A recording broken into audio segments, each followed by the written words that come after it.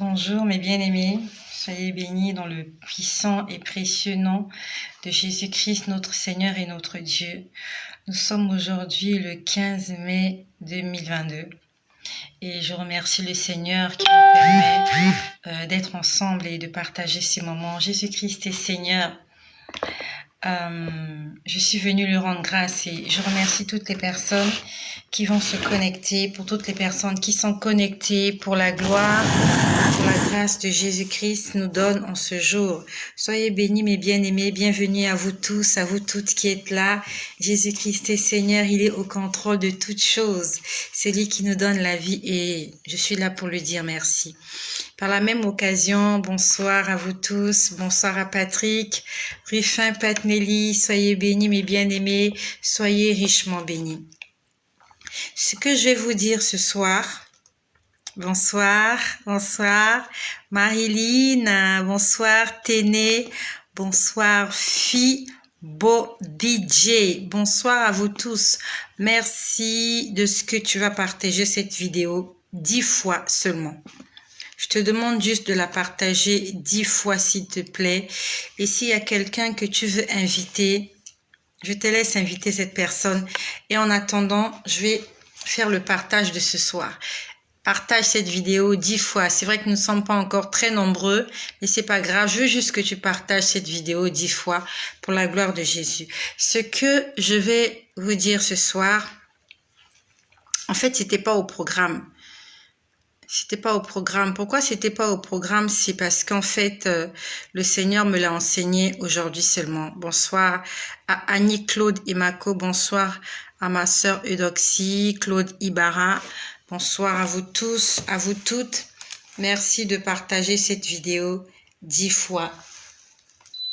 10 fois seulement, s'il te plaît. Seulement 10 fois. Madly Désiré, bonsoir, bonsoir Madly Désiré, bonsoir à vous toutes qui êtes là, bonsoir. Lou Sadissou, Henriette, bonsoir. Partage 10 fois cette vidéo. Alors, tu as partagé, merci bien, merci bien. Ce que je vais te dire ce soir, en fait, je ne l'ai pas noté. Juste que le Seigneur me l'a enseigné là cet après-midi et je ne voulais pas le noter et le reporter à plus tard parce qu'à mon avis c'était quelque chose de très important. C'est très important ce que je vais dire ce soir. On va dire que hier j'étais invitée à un mariage. J'étais invitée à un mariage et nous sommes rentrés assez tard hier et on va dire que j'étais très fatiguée et cet après-midi, je me suis beaucoup reposée. Je me suis beaucoup reposée cet après-midi. On va dire que j'ai fait 2 siestes. Voilà, j'ai fait la sieste 2 fois. La première fois, j'ai fait la sieste, je me suis réveillée. Je voulais vraiment pas quitter le lit parce que je n'avais pas de raison de quitter le lit. Je me suis dit, mais pourquoi pas? C'est samedi aujourd'hui, je n'ai rien à faire, je vais rester au lit, je vais dormir. Et vraiment, j'ai dormi. J'ai dormi, je me suis reposée. Et la deuxième fois, quand je me suis reposée, on va dire vraiment que le Seigneur m'a laissé me reposer.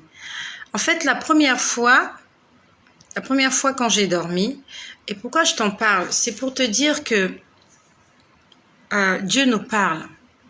Pourquoi je te dis ça? En fait, Dieu nous parle. Et Dieu te parle aussi. Dieu te parle sûrement, qui que tu sois. Qui que tu sois, Dieu te parle. Le problème est qu'on ne fait pas attention. Nous ne faisons pas attention. Dieu nous parle toujours. Dieu me parle de différentes manières. Tu l'as partagé 20 fois. Merci Marlene. Merci, je commence à avoir soif. Merci Marlene. Merci Patty. Merci Charlize RC. Je commence à avoir soif. Excusez-moi. Excusez-moi. Je n'ai pas beaucoup bu d'eau aujourd'hui. Le Seigneur est en train de me donner l'envie de boire de l'eau. Et je vais aller chercher de l'eau. Et si toi aussi, tu peux faire pareil, fais-le. Je me sens un peu déshydratée. Voilà. Oui, bien sûr, Dieu nous parle. Dieu nous parle à nous tous. Il faut que tu t'en souviennes. Souvent, tu es là, tu te plains, tu dis que Dieu ne te dit rien. Non, mais Dieu te parle. Quand tu lui poses un problème, il te répond. Le problème est que quand tu te réveilles, tu restes pas un moment et tu te poses pas la question de savoir qu'est-ce que Dieu m'a dit. C'est un exercice que j'aimerais que tu apprennes à faire. Je te le dis pour ton bien. Pour ton bien. Pour que tu ne cours pas derrière des hommes et des femmes. Pour que d'autres consultent Dieu à ta place. Même pas consulter Dieu. D'autres vont consulter des esprits impurs et répondre à tes prières. Ce que je te dis, c'est pour t'aider.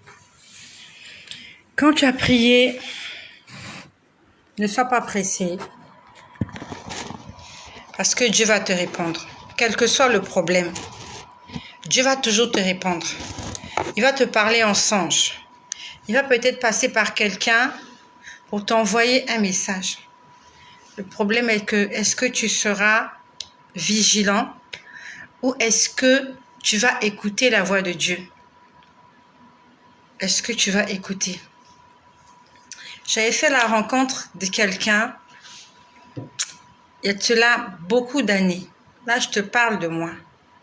J'avais fait la rencontre de quelqu'un. À ta santé, bois de l'eau. Je t'invite à boire de l'eau comme moi.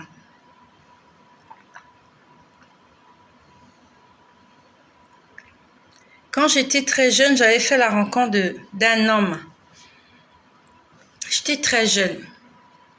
Je voulais vraiment me caser. Je voulais vraiment me positionner. Je voulais vivre en couple. Et je fais la rencontre de quelqu'un. C'était quelqu'un, voilà, quelqu'un que j'aimais. En fait, pas que j'aimais, quelqu'un que, on va dire, qui ressemblait, en fait, quelqu'un qui ressemblait à mes attentes, physiquement parlant. Physiquement parlant, c'était la personne avec qui j'aurais voulu vivre. Et voilà comment je fais la connaissance de cette personne-là. Alors, personnellement, je ne me rappelle plus. Est-ce que j'avais prié ou pas pour que le Seigneur me dise si je pouvais me mettre en couple avec cette personne? Je ne me rappelle pas. Je ne sais plus. Mais il y a eu une situation. En fait, nous avons rencontré une situation dans le début de notre relation. Nous avons rencontré une situation qui a fait que Dieu me montrait le genre de personne que cet homme-là était. En fait, la situation en question, je ne vais pas entrer dans les détails.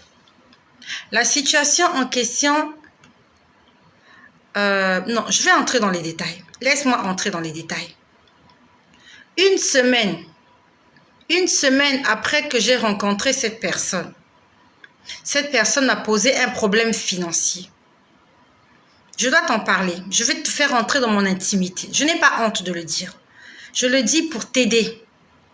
Surtout aux personnes qui sont encore célibataires. Nous sommes déjà au nombre de 33. Merci de partager. À un célibataire. Mon écran a changé de couleur, donc je ne sais pas s'il y a quelqu'un qui la signale ou pas. C'est pas grave. Si la signale, elle va couper. Je reviendrai peut-être demain pour continuer. Donc, j'ai fait la connaissance de cette personne et une semaine après notre rencontre, moi, je suis une femme. Lui, il est un homme. Une semaine après notre rencontre, il m'a demandé de l'argent. Il devait aller en voyage. Et il m'a demandé de l'argent pour payer son billet. Honnêtement, j'ai pas trouvé ça normal. Je me suis dit, mais ça se fait pas. Ça se fait pas. On ne demande pas de l'argent à une femme. En plus, à une femme qu'on vient de connaître. J'étais même pas son amie. On va dire que on s'engageait dans une relation amoureuse. Donc, honnêtement, lorsqu'on s'engage dans une relation amoureuse, on essaie de cacher, au début, hein, voilà, ça c'est au début, on essaie de cacher ses défauts. Sauf que la personne n'a pas caché ses défauts. La personne est venue me voir, voilà, ben je dois voyager, j'ai besoin d'argent pour payer mon billet, prête-moi de l'argent. Dans mon fond intérieur, je me suis dit, mais ça ne se fait pas. En fait, Dieu était en train de me dire que si tu t'engages dans cette relation, tu devrais t'occuper de cette personne-là. Mais je n'avais pas écouté. Par la suite, en fait, j'avais un ami, un pote, et je lui en ai parlé. Je lui ai dit, ben écoute, j'ai rencontré quelqu'un, et une semaine après, à peine une semaine, il me demande de lui donner de l'argent parce qu'il doit aller en voyage. Et cet ami-là m'a dit, je t'aime bien, je veux que tu réussisses, je veux que tu rencontres quelqu'un, je veux que tu fondes une famille. Mais il m'a dit, cet homme-là, c'est un profiteur. Il m'a dit, cet homme-là, c'est un profiteur. Et il va essayer de profiter de toi. Je m'étais entêtée. Je m'étais vraiment entêtée. Je m'étais dit non. En fait, on va dire que Dieu était passé premièrement par la situation. Par la première situation que j'ai connue, Dieu était en train de me dire, regarde le genre d'homme. Il va te presser comme un citron. Il va te ruiner. Il va t'exploiter. Mais j'ai endurci mon cœur. Et Dieu m'a poussé à aller voir quelqu'un d'autre, lui exposer le problème. Et cette personne m'a dit, si tu t'engages avec cette personne, tu n'auras pas d'économie. Tu ne vas pas t'en sortir. Je fermais les yeux au nom de l'amour. Est-ce que c'était vraiment de l'amour? Je ne sais pas. Et je peux te dire que ça a été le cas. Cette personne a profité de moi. Vraiment profité de moi. Pendant longtemps. Parce que je n'avais pas écouté la voix de Dieu. Cette personne m'a exploité. Cette personne s'est servie de moi. Vous voyez, le genre de personnes qui vous font comprendre qu'elles ont des problèmes et qu'elles ne comptent que sur vous pour les aider, quoi. Vous voyez. Et ces personnes savent demander. Et au départ, la personne savait se rabaisser pour demander. Et après, c'était devenu une obligation. Il fallait que je donne. Je devais donner. Et si je ne donnais pas, c'était compliqué, c'était difficile. J'étais arrivée à un point où, en fait, c'est comme si je travaillais pour rien. Je travaillais pour rien. Et je suis venue te dire aujourd'hui, si tu n'es pas encore engagé, prie et Dieu va te parler. Ne regarde pas l'apparence de la personne, ne regarde pas son beau visage, ne regarde pas sa belle taille. Tu ne sais pas ce qui se passe dans son cœur. Cette personne m'a fait prendre du retard dans ma vie. À telle enseigne que en fait, dans notre relation, j'étais arrivée à un point où je ne pouvais pas faire ce que je voulais avec mon argent. C'était mon argent, c'était mon salaire. Mais c'est pas grave, s'il coupe, je vais venir demain, je vais revenir tout à l'heure. Donc, j'étais arrivée à un point où je ne pouvais pas jouir de mon argent. Je ne pouvais pas profiter de mon argent. Il fallait lui demander la permission. Même pour m'acheter quelque chose avec mon argent, il fallait sa permission. Parce qu'il avait des projets et qu'il comptait sur moi pour réaliser ses projets. Raison pour laquelle il venait fermer la vanne de mon côté. Et c'était pas joli. Aujourd'hui, je peux pas engueuler Dieu. Je n'ai pas le droit d'engueuler Dieu pour les erreurs que j'ai commises dans ma vie. Parce que la plupart du temps, Dieu m'avait averti. Pas la plupart du temps, tout le temps. Dieu m'avait toujours averti que ça, c'est pas bon pour toi. Mais je m'entêtais, je me disais, oh, mais je veux me mettre et je vais prier. Et c'est l'erreur que nous commettons. Dieu te dit que c'est pas bon. Toi, tu te dis non, je me mets et je vais quand même prier. Mais Dieu te dit, je veux pas te voir là. Et toi, tu dis non, Seigneur, je me mets et je te fais confiance. Mais tu n'es pas dans son couloir. Attention, combien de personnes aujourd'hui regrettent le temps perdu? Tu as passé 5 ans de ta vie avec cette personne et pendant 5 ans, tu n'as rien fait. Tu as tourné en rond, pas d'économie, rien du tout, parce que tu es tombé sur la mauvaise personne. Pas que tu es tombé, tu t'es entêté. Et voilà comment aujourd'hui tu es en train de regretter. Tu es une femme là, tu me suis. Tu es en train de regretter pourquoi tu t'es mis avec cet homme. C'est pas la faute de Dieu, c'est ta faute. Dieu t'avait dit, c'est pas là que je veux te voir. Mais tu t'es entêté. Et toi aussi, tu es un homme là, tu me suis. Aujourd'hui, tu regrettes. Tu dis, ah, si je m'étais mise avec une telle, ça aurait été différent. Dieu t'avait dit que c'était pas celle-là. Aujourd'hui, regardez, vous ne vous causez même plus, vous ne vous parlez plus. Et quand vous regardez autour de vous, vous avez tourné en rond. Pendant toutes ces années, vous n'avez rien bâti ensemble, rien de durable. Que des paroles. On ne bâtit pas une vie avec des paroles. Il faut poser des actes concrets. Peut-être que pour toi, c'est trop tard. Peut-être que c'est trop tard. Tu t'es mise en couple, vous avez des enfants. Ben, finalement, vous êtes rendu compte que... Mais prodigue des conseils à tes enfants pour qu'ils ne tombent pas dans les mêmes situations. Mieux encore, prions pour nos enfants. Et dorénavant, même si tu as mal fait le choix de ton conjoint, c'est pas encore trop tard pour te rattraper. Le Seigneur peut te racheter. Le Seigneur veut te racheter. C'est pas trop tard. Vous êtes là vous n'arrivez pas à vous entendre. Ajoutez la 3e personne pour venir solidifier votre couple. Quand Jésus viendra dans votre vie, il viendra révolutionner votre relation. Il viendra changer quelque chose. Il va vous aider à rattraper le temps perdu. Ça, c'est ce que Jésus fait dans la vie des gens qu'il invite. Peut-être que tu regrettes. Ah, c'était pas l'homme de ma vie. Ok, mais c'est trop tard. Tu peux plus rebrousser chemin. C'était pas la femme de ma vie, c'est trop tard. Mais maintenant, là, n'avance plus avec ton intellect. N'avance plus avec tes sentiments. Mets Dieu devant. Je vous ai fait une vidéo. Non, hier, je n'ai pas fait de vidéo. Je vous ai fait une vidéo avant-hier jeudi. Où je vous disais, j'entendais comment on disait, mettez Dieu devant. Mettez Dieu devant tout ce que vous faites. Mets Dieu devant. Ne le mets pas derrière. Ne lui dis pas, Seigneur, suis-moi dans ce que je suis en train de faire. Tu dis non, c'est pas à Dieu de te suivre. C'est pas à Dieu de t'accompagner. C'est à toi de suivre Dieu. C'est à toi de te laisser conduire par Dieu. Ne dis pas à Dieu, Seigneur, je veux faire ceci, accompagne-moi. Tu dis non. Dis-lui, Seigneur, qu'est-ce que tu veux que je fasse? Où est-ce que tu veux que j'aille? Dis-moi ce que tu veux que je fasse et je ferai comme tu me le diras. Parce que jamais tu me présenteras des pierres à la place du pain.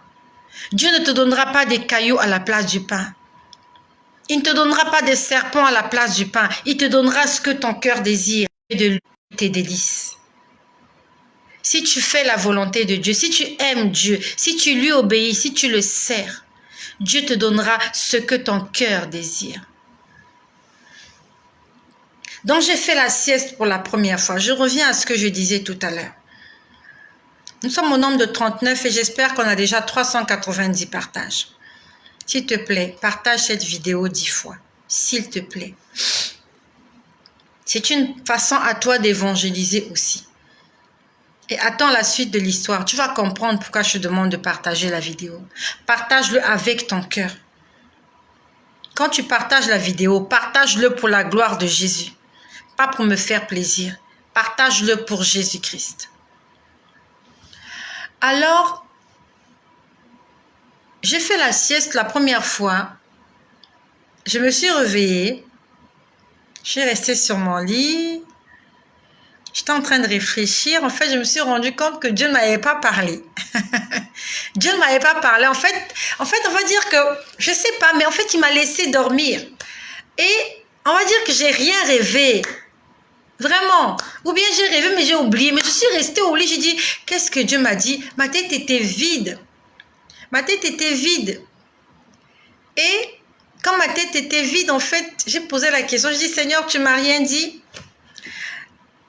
Il m'a répondu, il m'a dit, tout ce que je t'ai déjà donné, tu n'as même pas encore tout transmis. Tu sais, je me balade partout avec ce sac-là. À l'intérieur de ce sac, c'est un sac en carton. Il y a la majorité, pas la majorité, non, la minorité. À l'intérieur, il y a des papiers. C'est un sac en carton. C'est un sac en carton. À l'intérieur, il y a des papiers. Et dans ces papiers, il y a des choses que Dieu m'a dites. Il y en a beaucoup. Je me promène avec partout. Parce que je me dis n'importe où je peux prendre du temps, il y a des écrits dessus, il y en a partout. Donc quand Dieu me parle, j'écris. J'écris, j'écris. Et en dehors de ça, j'ai tout un classeur. Donc même quand je vais au travail, j'amène ce sac-là. Parce que pour moi, en fait, c'est une richesse. Je l'amène partout. Quand je suis à la maison, j'ai ce sac. Quand je suis au travail, j'ai ce sac. Et tout ça, je n'ai même pas encore fini de vous dire tout ce que j'ai écrit. C'est plein de papiers. Quand Dieu me parle, j'écris, j'écris, j'écris. Donc, en dehors de ça, j'ai un classeur qui est juste là. Voilà. Je crois que je voulais déjà... je crois que je voulais déjà montrer ce classeur. Je vais te montrer ce classeur-là. En fait, c'est pour vous dire que Dieu nous parle. Non, mais Dieu nous parle tous les jours. Dieu te parle. Sauf que tu ne fais pas attention. Il y a beaucoup de choses qui sont là. Je ne sais même pas si il y aura... Je ne sais même pas si un jour je finirai de vous dire tout ce que le Seigneur m'a enseigné. Je ne sais pas. Franchement, je n'en sais rien. J'ai ce classeur-là. C'est un classeur plein de papiers. Ce classeur-là, je l'ai depuis ma conversion. Quand le Seigneur Jésus est venu me convertir en décembre 2017, il me parlait beaucoup. Il me parlait tellement qu'il fut un moment où j'avais l'impression, en fait, je me suis dit, mais je deviens folle. Parce que j'entendais audiblement la voix. Il parlait et il parlait toute la journée. Toute la journée. Quand je dis toute la journée, c'est toute la journée. Je fais la vaisselle. J'entends quelqu'un me parler. La personne m'explique des choses. C'était trop fort. Je m'étais dit, en fait, je suis devenue folle, mais je suis en train de devenir une folle dans le calme. Parce que ça me dépassait. Je me suis dit, mais on ne peut pas entendre la voix de quelqu'un comme ça toute la journée, toute la nuit. Dieu me parlait tout le temps. Tout le temps. Il m'expliquait les choses. Il dit, tu vois ceci, ça signifie ça. Toute la journée. Là, je veux dire que ça s'est un peu calmé. Dieu me parle toujours, mais pas comme au début là. Au début là, en fait, au début de ma conversion, non mais Dieu parlait. Tous les jours, tout le temps. Dès que je me réveille, il parle. En fait, c'est comme quelqu'un qui est au téléphone. Il parle, il parle, il parle, il parle. Je vois quelqu'un, Dieu me parle de la personne, il parle, il dit, tu vois ça, c'est comme ça, dis-lui ça. En fait, je n'en parlais à personne. Personne n'était au courant de ce que je vivais. Parce que de toute ma vie, je n'avais jamais imaginé que j'allais vivre ça. Pour moi, c'était en fait, je me disais, mais c'est quoi? Je dis, c'est quoi? Mais je vais devenir folle. Je me dis, mais je veux en fait, je me disais que j'étais devenue folle. Parce qu'on n'entend pas des voix normalement. Mais sauf que cette voix ne me demandait pas de faire des bêtises. Et j'étais méfiante. Parce que je me disais que si je peux entendre, ça veut dire que cette voix-là peut me demander de faire des choses. Et si je ne le fais pas, la voix va me harceler. Et peut-être qu'un jour, je veux me déshabiller et aller me promener nue dans la rue. En fait, ça me faisait peur. J'avais peur parce que je me disais, comment je peux arrêter cette voix? Et je me disais, le jour où la voix me demandera de faire des choses et que je refuse, qu'est-ce que cette voix-là va me faire? Parce que vraiment, on va dire que quand il parle, tu ne peux même pas dormir.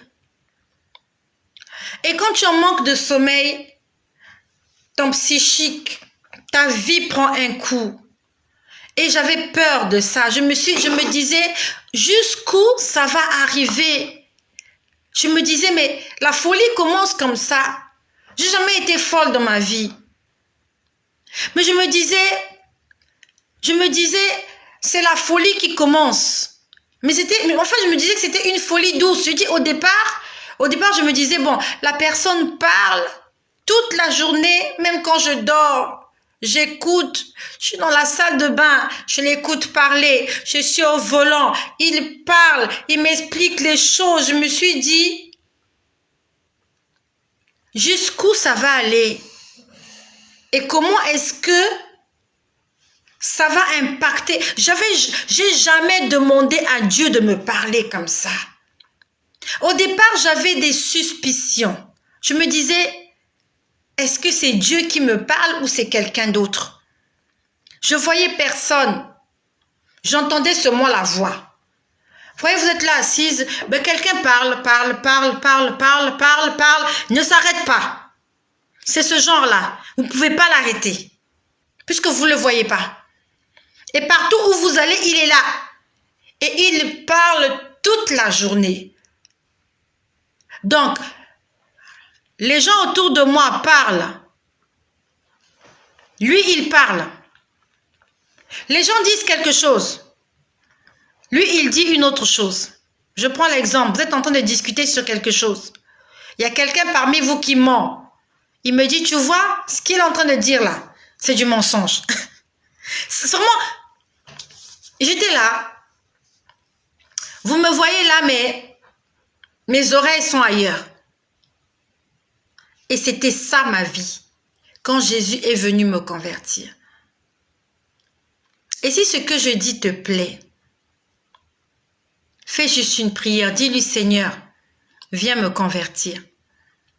Parce que quand il viendra te convertir, peut-être qu'il va se manifester comme ça dans ta vie.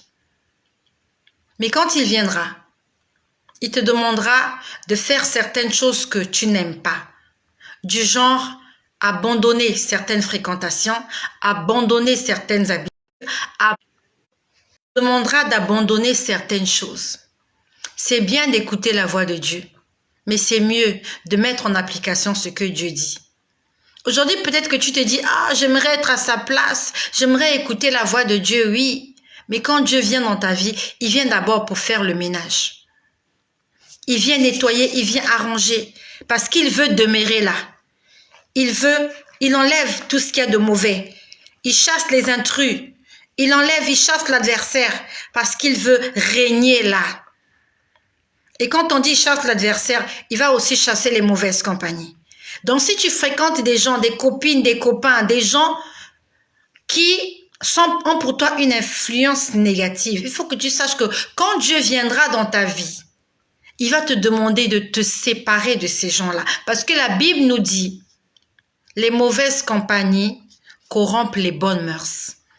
Donc quand Jésus viendra dans ta vie, quand le Saint-Esprit viendra en toi, la première des choses qu'il te demandera de faire, c'est le ménage dans ton entourage.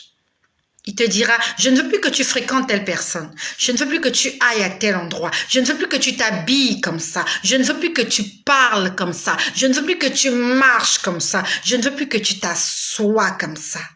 Est-ce que tu vas aimer ce qu'il te demandera de faire? Question mark. Voilà, je range mon classeur. C'est bien de désirer la voix de Dieu. Mais je viens de loin. Je suis passée par l'école du Seigneur. Le Seigneur m'a enseigné. Le Seigneur m'a préparé. Il a pris du temps depuis décembre 2017.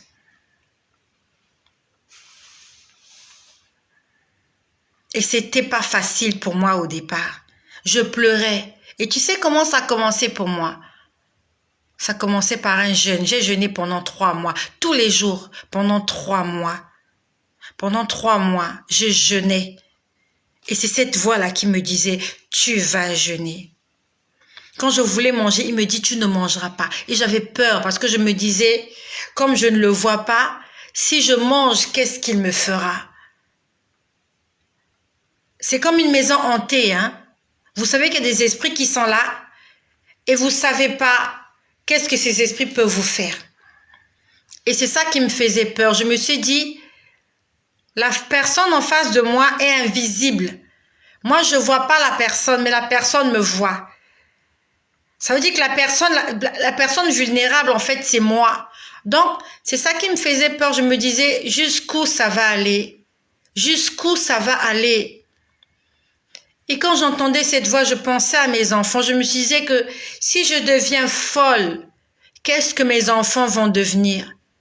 Si un matin je me réveille et que cette voix me demande de me déshabiller, de marcher nue, même pas, s'il vient déchirer mes vêtements et que je n'arrive pas à me contrôler, je me suis dit, mais ça n'arrive pas qu'aux autres. S'il y a des gens là dehors qui sont des fous, des débiles mentaux, c'est pas parce qu'ils ont voulu être comme ça, mais c'est parce que ce qu'ils vivent, ça les dépasse. Ils ne peuvent pas supporter. Et ça me faisait vraiment peur. J'avais peur de ça. J'avais peur de ne pas supporter ce que je vivais. Et gloire soit rendue à Jésus. Gloire soit rendue à Jésus. Quand Jésus vient dans ta vie, c'est pas pour te faire du mal. Même s'il te demande des choses qui vont te faire mal au cœur.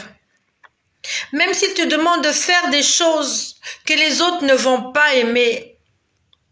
Quand Jésus vient dans ta vie, c'est pour ton bonheur, c'est pour ton bien. Et aujourd'hui, je suis le fruit du travail que Jésus-Christ a fait en moi. N'aie pas peur de servir Jésus. N'aie pas peur. Il ne va pas te rendre folle. Jésus ne te demandera pas d'aller danser nu dans les cabarets. Jésus ne te demandera pas de te promener nu. Jésus te demandera de parler en son nom. À quel moment j'ai su que c'était Dieu qui me parlait? Parce que j'avais des doutes.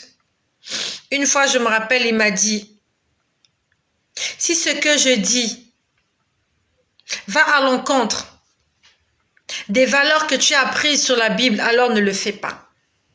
Lui-même, il me l'avait dit parce que je me posais la question de savoir c'était qui parlait. Je me disais, mais qui me parle comme ça? Après, je me suis dit, mais on dit aussi que Satan est un ange de lumière. Peut-être que c'est le diable qui me parle. Au départ, il me parle avec gentillesse. Et après, il va changer sa façon de parler. Et je me rappelle bien, il m'a dit, si ce que je te demande de faire n'est pas écrit dans la Bible, il m'a dit, ne le fais pas.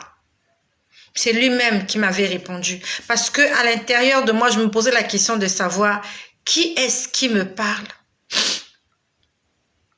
J'aimerais que tu demandes à Dieu de te parler. Dis-lui, Seigneur, je veux que tu me parles, toi seul. Mais quand il viendra d'abord faire le ménage. Il viendra mettre l'inimitié entre le père et la mère, entre la mère, entre les frères et les sœurs, entre l'enfant et le père, entre la fille. Dieu viendra séparer. Pour mieux régner, Dieu vient, il te sépare de certaines personnes. Il te met à part. Il te consacre. Parce que quand tu es mis à part, quand tu es seul dans ton coin, tu peux entendre calmement la voix de Dieu. Si Dieu veut te parler, il ne te parlera pas en boîte de nuit. Parce qu'en boîte de nuit, tu ne peux pas l'écouter, il y a trop de bruit. Il te demandera de sortir. Il va te séparer, il va t'éloigner de ces mauvaises compagnies. Et quand tu seras seul, peut-être abandonné à toi-même, quand les autres t'auront abandonné, t'auront rejeté, c'est à ce moment-là que Dieu va commencer à se servir de toi. Donc voilà, j'ai dormi la première fois cet après-midi. Merci, nous sommes déjà 51. Partage cette vidéo 10 fois. J'espère que nous sommes déjà à 510 partages. Donc la première fois, le Seigneur m'a dit, mais tout ce que je t'ai déjà dit, tu n'as pas encore transmis. Raison pour laquelle il est resté silencieux la première fois. J'aimerais te poser la question. Aujourd'hui, tu as envie d'entendre la voix de Dieu. Aujourd'hui, tu veux que Dieu te dise des choses qui te montrent des choses. Ce que Dieu t'a déjà dit. Ce que Dieu t'a déjà montré. Qu'est-ce que tu en as fait? Je t'ai montré mon sac qui est là. Je t'ai montré mon classeur qui est là. Honnêtement, si Dieu ne me parle pas pendant 1 an, si Dieu ne me parle plus pendant 1 an, j'aurai toujours quelque chose à dire ici tous les jours. Parce que ma gibecière est pleine. J'ai tout un classeur, je ne sais pas de combien de feuilles. Dans ce classeur, il y a des enseignements, il y a des témoignages, il y a tout. J'ai ce sac que je vous ai montré là. Ça veut dire que si Dieu cesse de me parler pendant 1 an, 365 jours, je viendrai continuer à faire des vidéos tous les jours parce que j'ai des choses à dire. Toi, aujourd'hui, tu veux que Dieu te parle. Qu'est-ce que tu as déjà fait avec ce qu'il t'a dit? Il t'a demandé de faire des choses, tu n'as même pas fait. Il t'a demandé d'arrêter avec certaines choses, tu n'as même pas arrêté. Il t'a demandé de transmettre des messages à certaines personnes, tu ne l'as même pas encore fait. Mais tu lui dis, Seigneur, parle-moi. Seigneur, je veux entendre ta voix. Qu'est-ce que tu veux qu'il te dise encore de plus? Ce qu'il t'a déjà dit là, qu'est-ce que tu en as fait? Cette graine qu'il t'a donnée pour aller planter, tu ne l'as même pas encore plantée. Cette pièce qu'il t'a donnée, que tu dois fructifier, tu ne l'as même pas encore fructifiée. Mais tu veux qu'il t'ajoute. C'est comme un enfant à midi. Maman à la cuisine. Tu sais que maman à la cuisine et qu'il est temps de manger. Tu amènes ton plat, maman te sert à manger. Tu te mets à table. Au lieu de manger, tu te mets à faire tout et n'importe quoi. Tu discutes avec les autres, tu vas jouer. Ton assiette est toujours pleine, tu ne l'as même pas encore mangée. Et comme maman est toujours à la cuisine, tu vas encore la voir, tu dis maman ajoute. Elle ne peut pas ajouter. Parce que ce qui est déjà dans ton plat, tu ne l'as même pas encore entamé. Tu n'as même pas encore mangé ce qu'on t'a donné.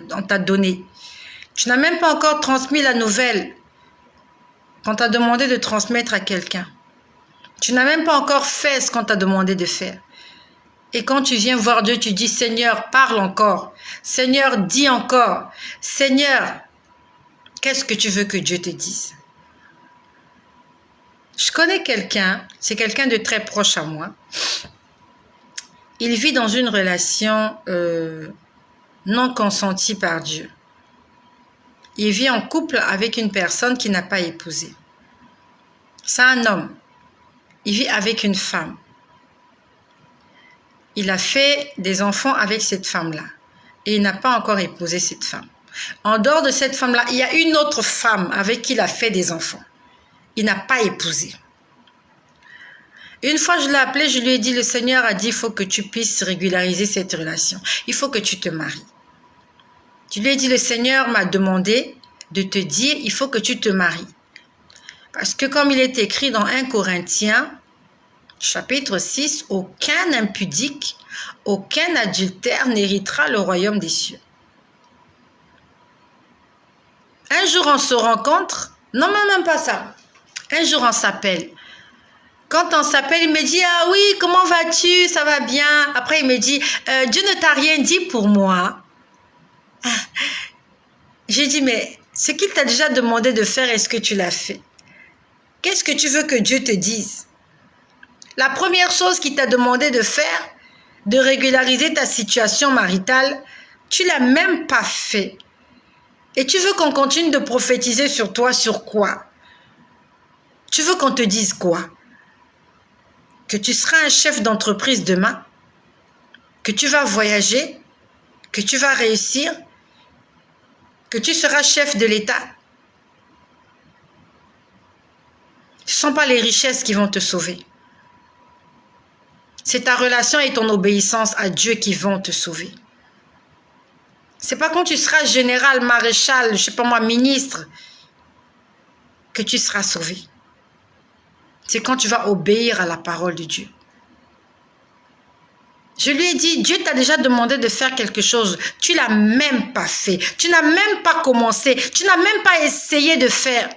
Et quand tu viens, tu dis, oui, qu'est-ce que Dieu a dit pour moi? Je dis, mais qu'est-ce que tu veux qu'il dise pour toi? Ce que Dieu a dit pour toi, c'est ce qu'il a dit la première fois. Parce que tant que tu ne marqueras pas le pas, Dieu n'avancera pas. Dieu te demande de faire une chose. Quand tu fais une chose, tu montes à la prochaine marche. Notre vie chrétienne, ce sont des escaliers. Marche par marche, step by step. Quand Dieu te demande de faire quelque chose, quand tu le fais, tu passes au second level. Tu passes à un autre niveau. Il te demande encore de faire quelque chose. Tu passes à un niveau supérieur. Mais tu es là, on t'a demandé de faire quelque chose, tu ne l'as même pas fait. Et tu veux arriver au 5e étage. Mais non. Avant d'arriver au 5e étage, il faut commencer par le premier étage. Premier étage, deuxième étage, troisième étage, 4e, 5e. Et pour arriver au 5e étage, il y a des marches d'escalier. Il y a des marches d'escalier. On ne te demandera pas de prendre l'ascenseur. Tu ne vas pas griller les étapes. Dieu va te demander de prendre l'escalier. Parce qu'à chaque escalier, il y a une épreuve. Il y a quelque chose que tu dois gagner. C'est une marche. Et la marche, c'est bien pour le corps. Tu perds de cholestérol, tu es en train de muscler, tu es en train de... Et pendant que tu marches sur les escaliers, tu vas rencontrer des gens, il y a d'autres qui descendent, il y a d'autres qui marchent avec toi. Tu es en train de faire connaissance avec des gens. C'est ça la marche chrétienne. Step by step. Dieu ne te demandera pas de prendre l'escalator. L'escalator, c'est trop facile. Il va te demander de marcher à pied. Comme les enfants d'Israël, tu vas traverser le désert à pied. Pour que pendant les 40 ans, Dieu t'enseigne. Dieu a besoin de passer du temps avec toi. Sauf que toi, tu veux atteindre le 5e étage en 2 secondes. Les voies de Dieu ne sont pas nos voies. Ses projets ne sont pas nos projets. La façon dont il voit les choses, c'est pas comme ça que toi et moi, nous les voyons. Donc, la première fois, Dieu ne m'a pas parlé. Dieu m'a dit, tu as tellement de choses à dire. Mais entre-temps, je sais qu'il continue de me parler. Et j'étais restée là sur le lit, j'étais en train de... Voilà, je me disais, oh, je ne me réveille pas, je vais dormir, je vais rester là. Et pendant que je suis restée là, je me rendors. Je me rendors encore. Et quand je me rendors, à ce moment-là, Dieu me parle. Parce que j'avais désiré qu'il me parle. La première fois, je m'étais dit qu'il allait parler, il n'a pas parlé. Et ça arrive que Dieu ne te parle pas. Ça arrive. C'est pas la peine de dire ouais, Dieu il est où? Ça arrive que Dieu se taise. Et quand il se tait, il sait pourquoi il se tait. Il y a une raison pour laquelle il se tait. La deuxième fois, je m'endors. Je m'endors et je me réveille. Quand je me réveille, il fait déjà nuit. Et je suis là sur le lit. J'ai la tête vide. J'ai la tête vide. Et quand j'ai la tête vide, en fait, je me rappelle... En fait, Dieu, le Seigneur me rappelle quelque chose que j'ai vu avant de me réveiller. Nous sommes déjà 64. Je souhaite la bienvenue à toutes les personnes qui viennent de se joindre à nous. Que le Seigneur te bénisse. Surtout, partage cette vidéo 10 fois. Si tous nous partageons cette vidéo 10 fois, nous aurons 640 partages. Et si nous avons 640 partages, nous pourrons au moins toucher une personne parmi nos connaissances. Multiplions nos efforts afin de toucher le plus de personnes possible.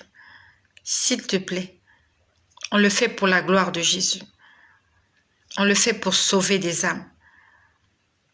La deuxième fois, quand je me réveille, je peux voir qu'avant que je me réveille, vous voyez, il y a des sommeils où en fait, vous êtes allongé sur le lit, mais vous ne voulez pas ouvrir les yeux. Voilà, c'était ce genre-là.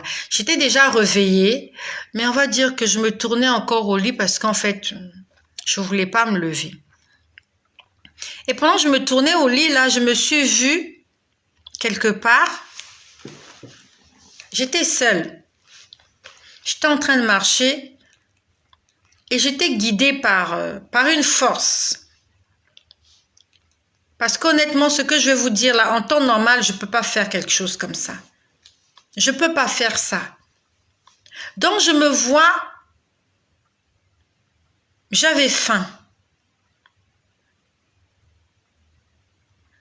Est-ce que c'était un songe ou une vision? Je ne sais pas. Mais vraiment, j'avais les yeux fermés et j'étais là, je voulais juste pas me réveiller. En fait, il était question que je mange.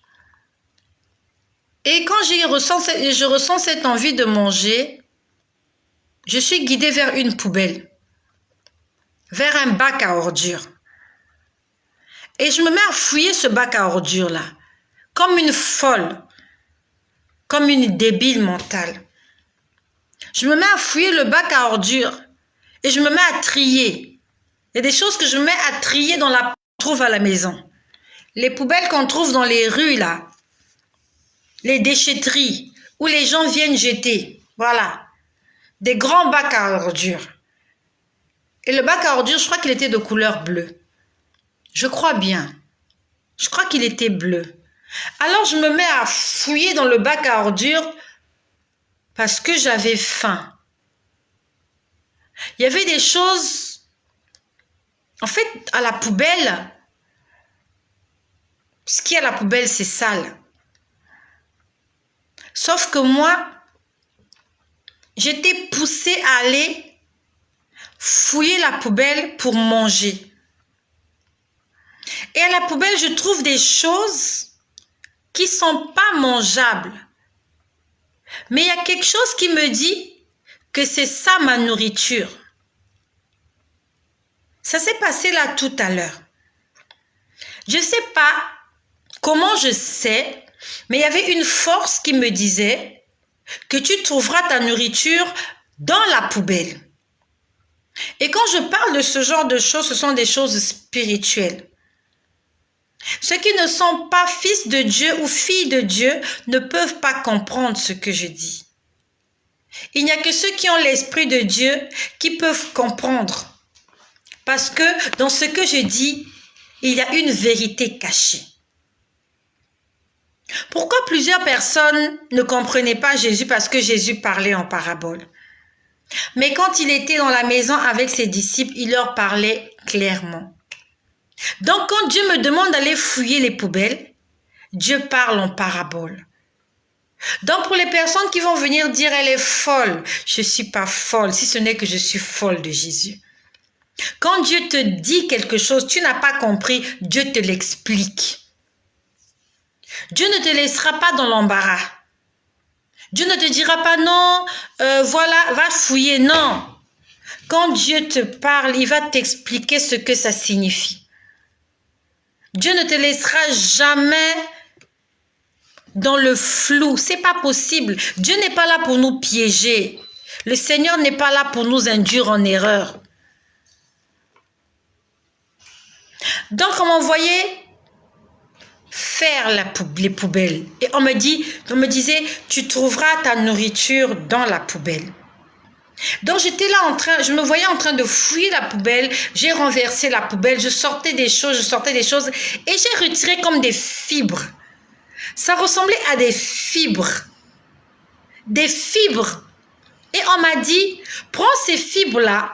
Alors, quand vous allez me poser la question, qui t'a dit? Vraiment, je pouvais recevoir des informations de ce que je devais faire. C'est difficile à expliquer, mais comprends-le comme ça. Vous allez dire, c'est comme un robot, comme un automate, comme un robot. Le robot est programmé. Un robot est programmé. C'est comme un véhicule. On met, c'est la première, ça c'est la deuxième, là c'est la troisième, là c'est la marche arrière. Donc si toi, tu viens faire n'importe quoi, ça ne marchera pas. Parce que le concepteur a déjà installé un programme et c'est comme ça. Donc j'étais comme un robot, j'étais comme un automate qui avait reçu une information. Et l'information que j'avais reçue, c'est celle d'aller trouver ma nourriture dans la poubelle. Et l'information que j'avais reçue, c'est que je ne peux pas prendre tout. Je ne peux pas prendre tout, je dois faire un tri. Et dans ce tri que je dois faire, je dois prendre je dois prendre certaines choses, mettre dans l'eau, parce que c'est ce que j'ai fait. J'ai pris des fibres dans la poubelle. J'ai pas pris tout. J'ai pris des fibres, c'était noir, comme des tiges noires comme ça. Honnêtement, ça ressemblait à des... Honnêtement, je sais pas, c'est comme des câbles. C'était comme des câbles. Et je savais, à l'intérieur de moi, il y avait un programme. Je savais ce qu'il fallait faire. J'ai pris les fibres, j'ai mis dans un bocal. Il y avait de l'eau dans ce bocal. J'ai pris les fibres, j'ai mis dans le bocal. Et quand j'ai mis dans le bocal, c'était devenu... Mes yeux me disaient que ça ne se mange pas. Mais le programme qui avait... En fait, mon intérieur pouvait sentir le goût de cette chose qui ne se mange pas. C'est difficile à expliquer, mais je prie que le Seigneur te fasse comprendre ce que je vais te dire. C'est comme si tu vois une pomme. On te dit qu'elle est rouge. Tu vois avec tes yeux qu'elle est rouge. Les gens autour de toi savent que c'est rouge. Mais tu as une voix qui te dit, cette pomme n'est pas rouge, elle est verte. En fait, ça ressemblait à ce que tu vois, c'est pas la vérité. Ce que les autres voient, c'est pas la vérité. La vérité, c'est ce que je te demande de faire. Ça ressemblait à ça. Je suis désolée pour ceux qui n'ont pas compris, mais j'essaye en des termes très faciles, en un français facile, j'essaie de te faire comprendre. J'essaie de te faire comprendre ce que ça signifie. Il y avait une intelligence qui me disait, tu dois aller faire les poubelles. Et c'est dans les poubelles que tu vas trouver à manger. Les gens vont trouver ça dégueulasse. Même toi-même, tu vas trouver ça à un moment donné dégueulasse. Mais c'est ça ta nourriture. Tu prendras ce qui est sale. Tu feras le tri, tu vas mettre dans ce bocal et tu vas manger ça. Mais quand tu voyais, c'était immangeable. Un être humain ne peut pas manger ça. Mais il y avait quelque chose en moi qui me disait, c'est ce que tu vas manger et c'est ça ta nourriture. Et je pouvais voir un homme qui me regardait, qui me disait, mais elle a quoi cette femme? Il y avait un homme dans cette vision-là. J'ai vu un homme quelque part assis, en train de me regarder pour me dire, mais qu'est-ce qu'elle est en train de faire cette femme? Je fouillais les poubelles et je cherchais quelque chose à manger. Aux yeux du monde, ce que je dis, c'est de la folie. La Bible nous dit, les choses de Dieu sont une folie pour les hommes. Quand tu te mets à servir Dieu, les gens vont t'appeler fou parce que tu vas faire des choses que les gens ne comprendront pas. Tu feras des choses que les gens ne vont pas aimer. Les gens ne vont pas t'applaudir.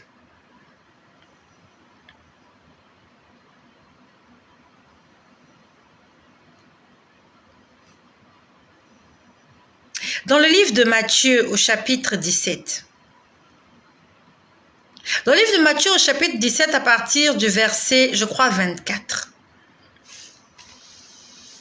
À partir du verset 24, on nous parle d'une scène qu'il y a entre Jésus et ses disciples. Ils étaient dans une ville et ils entraient dans une autre ville. Et quand ils entrent dans cette ville-là, il fallait payer l'impôt pour le temple. C'était le tribut. Il fallait payer le tribut pour le temple. C'était le temple de Jérusalem.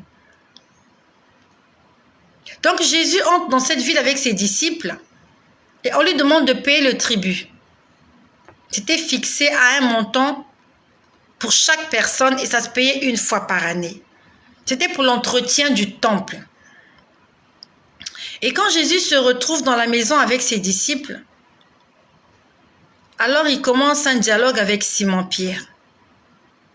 Ils se mettent à parler de ce tribut-là, de cet impôt qu'il faut payer, de cette taxe qu'il faut payer pour l'entretien du temple. Et Jésus dit, est-ce qu'on doit payer? En fait, voilà, je te laisse aller lire le passage. Matthieu 17, à partir du verset 24. Et comment se termine l'histoire? Jésus dit à Simon, va au fleuve, va pêcher un poisson. Il dit, le premier poisson que tu vas attraper, ouvre-lui la bouche. Tu trouveras de l'argent à l'intérieur. Il va payer le tribut, non seulement pour toi, mais aussi pour moi. Donc, dans la bouche du poisson, il y avait une pièce pour Jésus et une pièce pour Simon-Pierre. Et ça sera la deuxième fois que j'en parle ici. Le Seigneur m'a fait la révélation de ce verset il y a de cela quelque temps. Le Seigneur m'avait fait la révélation de ce verset, je crois que ça fait 2 ans. Je me rappelle bien, c'était un samedi. J'étais en train de faire le ménage. Et pendant que je faisais le ménage, la télévision était allumée. C'était le matin. C'était EMCI TV qui passait. C'était aux environs de 9h parce que sur la chaîne EMCI TV, je crois entre 8h et 10h, il y a des dessins animés pour enfants. Ce sont des dessins animés chrétiens. EMCI TV, c'est une chaîne chrétienne. Et ce jour-là, en fait, c'est le Seigneur qui m'avait enseigné ce jour-là sur Matthieu 17. Donc, j'entendais la télé de loin. Et c'était cette histoire de Jésus avec Simon-Pierre. C'était un dessin animé pour les enfants. Jésus avait dit à Simon-Pierre, va pêcher un poisson et dans la bouche du poisson, tu trouveras un drachme. Voilà, en fait, c'était un starter, mais bon, dans la Bible, voilà, c'était comme ça qu'ils appelaient les pièces. Il dit, tu vas aller payer le tribut pour toi et pour moi. Et ce jour-là, quand j'entendais les dessins animés à la télé, le Seigneur me fait un enseignement sur ce que j'entendais de loin à la télévision. Moi, je faisais le ménage, la télé était allumée. Mes yeux n'étaient pas braqués sur la télévision, juste que mes oreilles écoutaient parce que le son était très fort. Quand j'entends cette scène, le Seigneur me dit, est-ce que tu sais pourquoi j'avais envoyé Simon-Pierre pêcher le poisson? Oh Jésus! Oh Jésus! Jésus se servira de toutes les situations possibles que tu vas rencontrer pour la gloire de son nom. Le Seigneur te fera passer par quelque chose, par une situation, pas pour te détruire, pas pour te divertir, pas pour te distraire, mais pour t'enseigner. Le Seigneur m'a enseigné à travers un dessin animé qui passait à la télévision et c'était pas la première fois. Le Seigneur m'a dit, quand il a pris Simon-Pierre était en train de pêcher du poisson. Jésus était en train de passer, Jésus lui a dit, viens et suis-moi, je ferai de toi, non pêcheur de poissons, mais pêcheur d'hommes. Le Seigneur m'a dit, c'est la mission de chacun d'entre vous. Lorsque je vous appelle, je fais de vous des pêcheurs d'hommes. Vous devez aller pêcher des gens qui sont perdus, qui sont dans la mer agitée. Et cette mer-là, c'est le monde. Il y a des gens qui sont ballottés par tout vent de doctrine, comme le vent de la mer. Quand le vent va à gauche, les poissons sont à gauche. Quand le vent va à droite, les poissons sont à droite. Quand c'est l'hiver, il y a d'autres qui fuient. Il y a d'autres qui font ceci. C'est ce qui se passe dans la mer. Les plus gros mangent les plus petits. Il m'a dit, le poisson que je vous envoie pêcher, ce sont des pêcheurs. Des hommes qui ne connaissent pas ma parole. Et il m'a dit, pour chaque... Ça s'est passé, il m'a enseigné ça un samedi matin à la télévision. J'écoutais la télé et lui, il me parlait. Il m'a dit, pour chaque âme que tu vas gagner pour moi, pour chaque poisson que tu vas pêcher pour moi, il y aura une part pour toi, il y aura une part pour moi. Moi, je tire gloire de ce poisson. Et toi, tu auras aussi une pièce pour payer tes impôts, pour t'occuper du temple. Et le temple en question, ce n'est pas un temple fait par des mains d'hommes. Comme il est écrit dans 1 Corinthiens, ne savez-vous pas que vous êtes le temple de Dieu? Il m'a dit, pour chaque âme que tu vas gagner, moi je m'occuperai de toi. Parce que la pièce, c'est pour l'entretien du temple. Et je suis le temple du Saint-Esprit. Il m'a dit, pour chaque âme que tu gagneras, moi j'ai ma part, tu as ta part. Comme l'histoire avec Simon-Pierre. Il est allé, Dieu lui a dit, va pêcher le poisson. Et dans la bouche du poisson, tu trouveras une pièce. Tu vas payer le tribut pour toi et pour moi. Raison pour laquelle j'ai vu ce midi, non cet après-midi, j'étais en train de faire les poubelles. Les poubelles, c'est le monde. La poubelle, c'est cette terre remplie de péchés. Et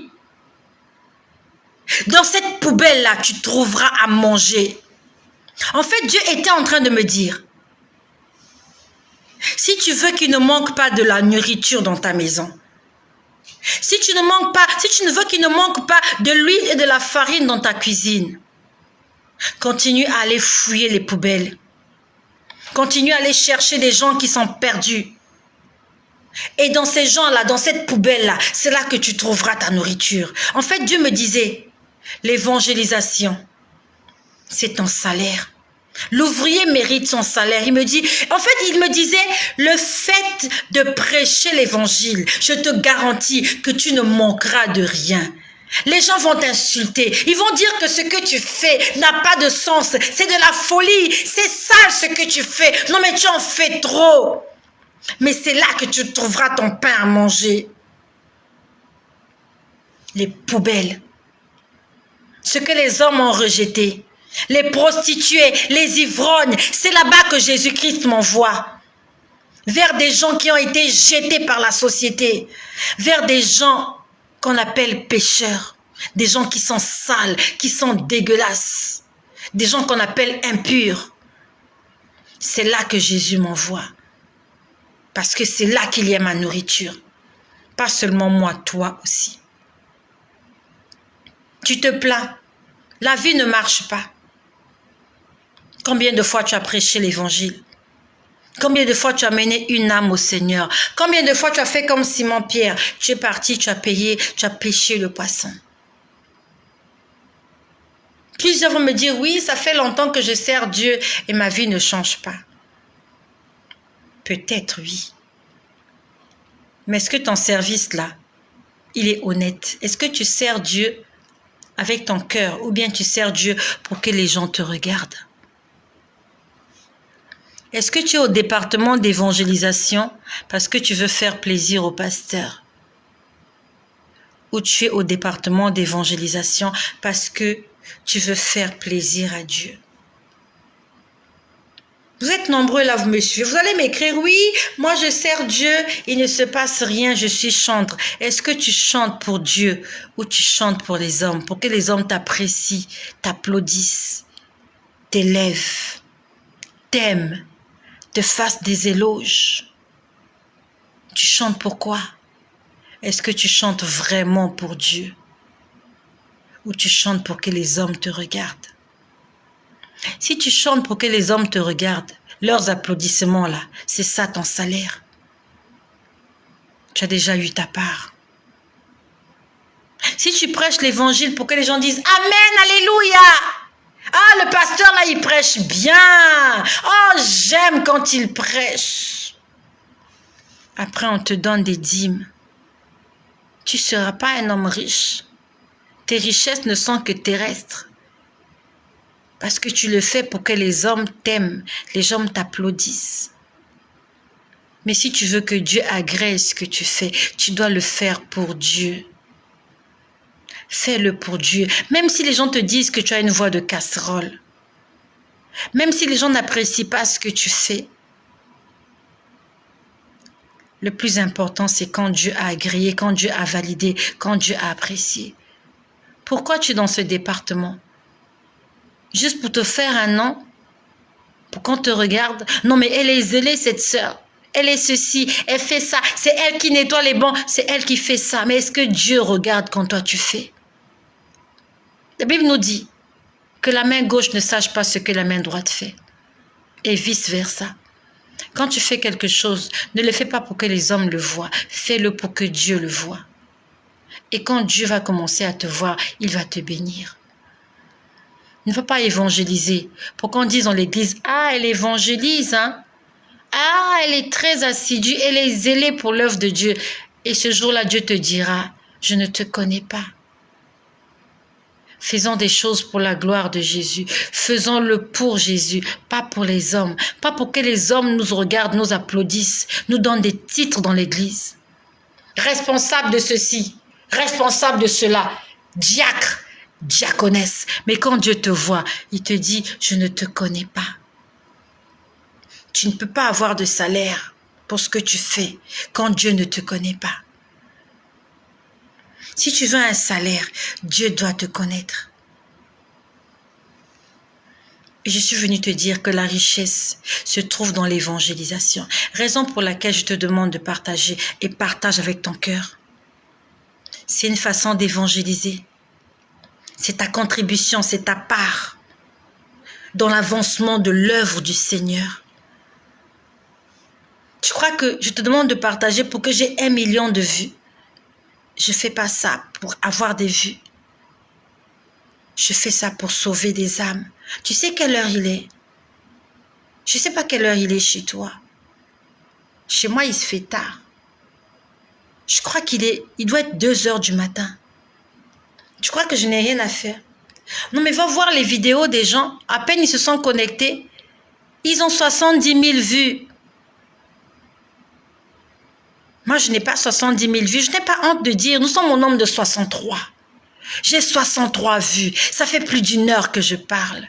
Et si parmi mes 63 vues, il y a une personne qui donne sa vie à Jésus ce matin, la vidéo, elle aura atteint le but pourquoi elle a été faite. Une personne, si un poisson est pêché ce soir, alors je n'aurais pas parlé pour rien. J'ai besoin d'une personne. Juste un poisson pour entretenir le temple. Dieu prendra sa part. Moi aussi, je prendrai ma part. Mon salaire, c'est ici. Mon avenir, c'est ici. Mon salut, c'est ici. Et c'est peut-être le cas pour toi. Commence à évangéliser. Commence à parler de Jésus avec ton cœur. Tu as un téléphone. Tu as la connexion Wi-Fi. Qu'est-ce que tu en fais? Dieu t'a donné des instruments. Dieu t'a donné une canne à pêche. Dieu t'a donné un filet. Il t'a dit, regarde, les poissons sont là. Va pêcher du poisson. Toi, tu pêches pas du poisson. Tu vas sur les réseaux sociaux pour faire ce que tu fais. Et tu attends une récompense. Tu attends une couronne. Tu attends un salaire. Ça ne marche pas comme ça. Le Seigneur m'a dit, ton salaire, ta nourriture, c'est dans la poubelle. Dieu ne m'a pas envoyé dans un jardin potager pour cueillir des légumes. Il m'a pas envoyé cueillir des mangues, des oranges. Il m'a demandé d'aller fouiller la poubelle. C'est sale la poubelle. Il faut aimer ce travail pour le faire. Et j'aime ce travail. Merci Seigneur parce que j'aime ce travail. C'est pas évident. Tout le monde dort. Tout à l'heure, je dois aller à l'église. Mais je suis là en train de parler pour la gloire de Jésus.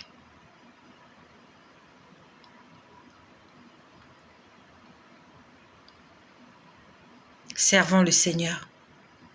Il va s'occuper de nous. Non seulement dans les siècles à venir, mais dans le siècle présent-ci. Jésus-Christ se souviendra de toi, de tout ce que tu auras fait pour le royaume, à une seule condition, si tu le fais avec ton cœur. Tu t'imagines un peu, si chacun de nous pouvait prêcher un peu, si chaque chrétien pouvait prendre le téléphone, prêcher l'évangile sur les réseaux sociaux,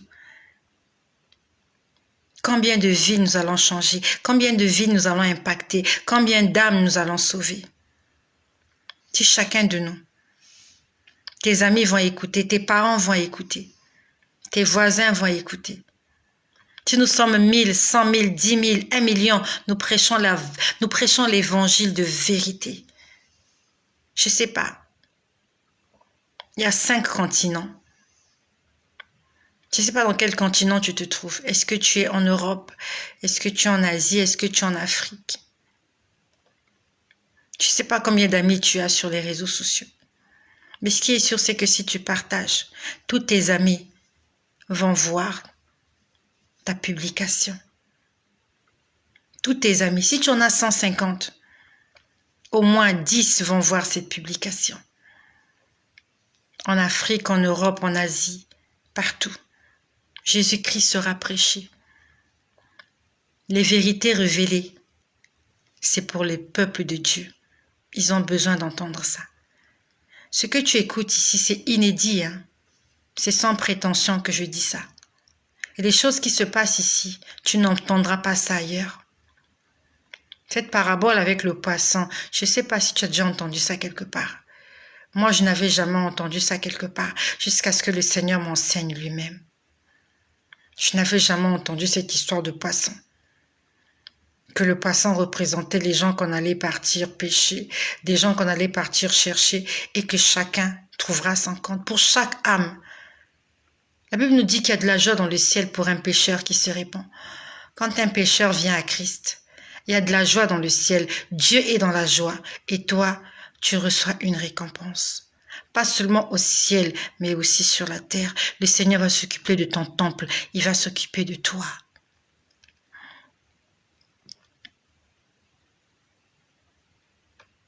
Souviens-toi de ça. Et pour terminer, ça fait longtemps que je parle. Je t'invite à boire de l'eau, à ta santé. Jésus-Christ est bon. Il est Seigneur. Jésus-Christ est Dieu. Je n'ai pas honte de le dire. Je n'ai pas honte. Et toi aussi, il ne faut pas avoir honte de Jésus. Quand tu es quelque part, il faut qu'on sache que tu es la fille du royaume, que tu es un fils du royaume. Ne te confonds pas à la masse. Ne te confonds pas. Il ne faut pas qu'on te confonde. Tu es un être mis à part. Quand on te voit, tu ne dois pas ressembler à tous ces gens-là. Jésus ne dansait pas dans des fêtes païennes. Jésus, quand il allait à une fête païenne, il allait pour annoncer la parole de Dieu. Il allait pour faire un miracle. Il n'allait pas pour participer. Je suis en train de parler à quelqu'un. Tu es dans une mutuelle. Tu es membre d'une mutuelle. Ce n'est pas une mutuelle chrétienne. Même si cette mutuelle-là, c'est pour des œuvres caritatives. Ce n'est pas une mutuelle chrétienne. Et tu m'écoutes là, tu es dans une mutuelle. Organisation non gouvernementale. C'est comme ça qu'on appelle ça, non? ONG. Okay. Dis-moi, tu es dans cette mutuelle-là, c'est pourquoi que tu es là-bas? Est-ce que tu as besoin d'être dans une mutuelle pour faire du bien aux gens?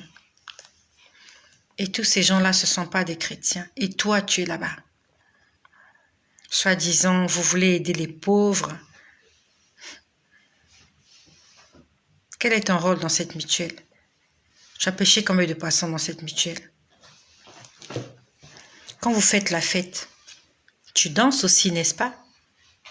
Tu chantes leurs chansons. La Bible nous dit, quel rapport y a-t-il entre les ténèbres et la lumière? Quel rapport y a-t-il entre Dieu et Lucifer? Quand vous chantez ces chansons-là, c'est pour la gloire de qui que vous chantez ces chansons-là? Vos hymnes-là, tu fais ça pour qui? Avec ton argent, tu ne peux pas aller faire des dons à l'orphelinat. Tu prends ton argent, va donner dans un orphelinat, va aider les pauvres. Tu peux le faire toute seule. Tu peux le faire tout seul. Tu n'as pas besoin d'être dans cette ONG. Tu n'as pas besoin de ça, à moins que tu cherches autre chose. Et tu cherches autre chose là-bas. Tu n'es pas là-bas pour Dieu. Tu es là-bas pour des intérêts personnels. Sois honnête. Dieu ne ment pas. Tu peux tromper les hommes, mais tu ne peux pas tromper Dieu. Tu es allé dans cette mutuelle pour des intérêts personnels. Pour des relations. Tu veux te faire des relations. Oui, c'est ça. Tu veux te faire des relations. Parce que tu te dis que là-bas, c'est plus facile d'accélérer les choses. Tu veux qu'on te voie, qu'on te remarque. Mais tu fais ça pour qui? Est-ce que Jésus est glorifié dans ce que tu fais? Est-ce que c'est même Dieu qui t'a envoyé là-bas? Le Seigneur nous a dit que nous devons le mettre en premier dans ce que nous faisons. Être dans une mutuelle, c'est pas méchant. Quand je parle de mutuelle, ONG, une ONG, un organisme où il y a des gens qui se rassemblent, qui font des réunions pour faire certaines choses, pour faire des œuvres caritatives. C'est de ça que je parle. Un organisme non gouvernemental. Toi, tu es allé chercher quoi là-bas? Tu cherches quoi? Les mauvaises compagnies corrompent les bonnes mœurs. Pendant que tu es dans cet endroit, est-ce que tu connais l'impact négatif que cet organisme-là a sur toi?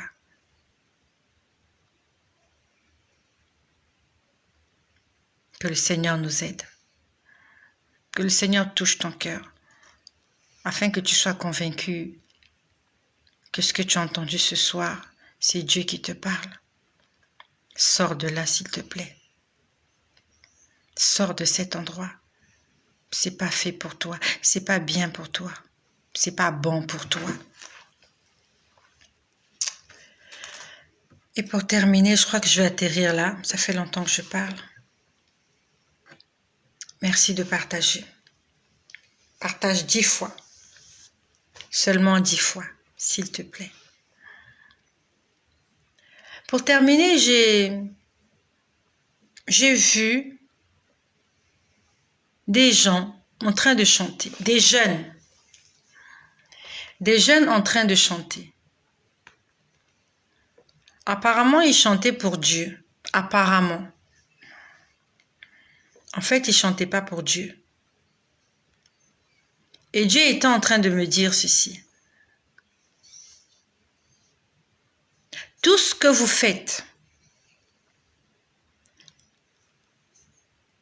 et que mon nom n'est pas glorifié et que des âmes ne sont pas sauvées, il a dit, je ne regarde pas cela. C'était des jeunes, un groupe de jeunes chrétiens Un groupe de jeunes chrétiens en train de chanter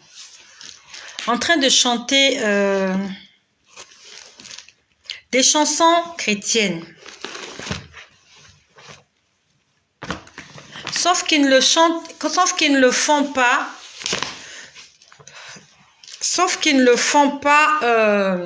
comment je peux dire? Ils ne le font pas pour la gloire de Jésus. En fait, le seul but de Dieu, le premier, c'est d'abord de nous réconcilier avec lui. Dieu veut d'abord nous sauver. Matthieu 6, 33. Cherchez premièrement le royaume de Dieu. Dans le cœur de Dieu, la première mission que Dieu a avec le plan de Dieu, la première mission, la première envie que Dieu a pour l'homme, c'est d'abord le sauver. C'est réparer cette relation qui avait été brisée dans le jardin d'Éden. Donc, quand Dieu rencontre une personne ou quand Dieu veut se révéler à quelqu'un, c'est pour que cette personne-là ait une intimité avec lui. Et quand toi, tu fais un service, soi-disant pour la gloire de Dieu, et que Dieu n'est pas glorifié, pire encore, aucune âme n'est sauvée par rapport à ce que tu fais. Le Seigneur était en train de me dire, ce que vous faites, je ne le vois pas. Il m'a dit, je veux tirer gloire de tout ce que vous faites. C'est un groupe chrétien. Je voyais des jeunes en train de chanter. Ils chantaient du gospel. Mais Dieu me disait, je ne suis pas là-dedans parce qu'aucune âme n'est sauvée et ils ne prononcent même pas mon nom dans leurs chansons. La Bible nous dit, il y a un seul nom qui fait trembler l'enfer. Un seul nom nous a été donné par lequel nous sommes sauvés. C'est le nom de Jésus. Ce n'est pas le nom de Dieu. Si tu dis au nom de Dieu, ça ne marche pas. Quand tu dis au nom de Jésus, ça marche. Ça veut dire que dans tout ce que tu fais, dans tes chansons, bien-aimés, il faut qu'on sache pour qui tu pries, pour qui tu chantes. Tu chantes pour quel Dieu au fait? Parce qu'il y a beaucoup de dieux sur terre. Hein? Les dieux, il y en a beaucoup. Toi, ton Dieu, comment il s'appelle? Ah, Dieu, hey Dieu, hey Dieu, Dieu, Dieu. Mais oui, c'est quel Dieu que tu chantes? Enfants de Dieu et chrétiens, que le Seigneur nous donne le discernement. C'est pas parce qu'on chante de Dieu que c'est de Dieu. Leur Dieu là, leur nom c'est qui? Nous, notre Dieu, il a un nom. Il a un nom, notre Dieu. Il s'appelle Jésus. Eux là, quand ils chantent Dieu, Dieu, Dieu, Dieu, c'est quel Dieu? Tu connais le nom de son Dieu? Et toi, chrétien, et toi, chrétienne, tu chantes, tu danses ça. Toi, tu connais son Dieu? Nous devons être dotés de sagesse et d'intelligence. Nous devons avoir le discernement. Le Seigneur me montrait, ils ont du succès, ils sont applaudis. Il m'a dit, je ne suis pas là-bas dedans, parce qu'ils ne prononcent pas mon nom. Il m'a dit, je ne suis pas dedans. Je ne suis pas dedans.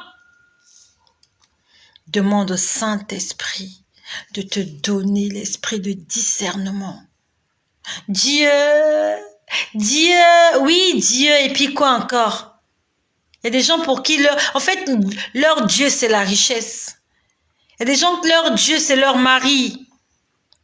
Il y a des gens, leur Dieu, c'est le travail. Mon Dieu m'a béni, mon Dieu m'a donné. Oui, c'est quel Dieu qui t'a donné?